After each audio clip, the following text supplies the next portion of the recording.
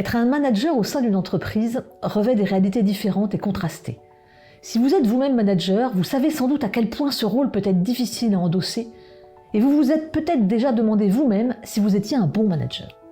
On va parler de tout ça dans cette vidéo.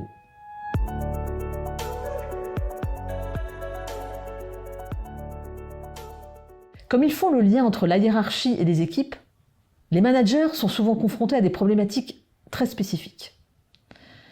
Il faut dire que leur rôle est complexe et multiple. Transmettre une vision à leur équipe, assurer leur cohésion, leur apporter du sens, faire avancer les projets.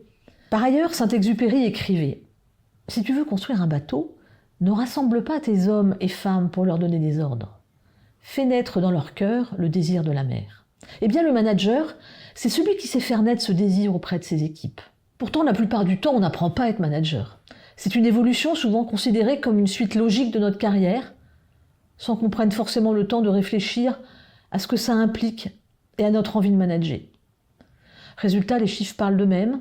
Selon une étude d'Audencia Business School, 63% des salariés ont le sentiment de manquer de compétences en management. C'est malheureusement ce qui fait que les managers peuvent être des facteurs de risque pour leur équipe. Une autre étude de l'Institut Gallup indique d'ailleurs que 70% de la variation de l'engagement professionnel d'un salarié est due à son ou à sa manager.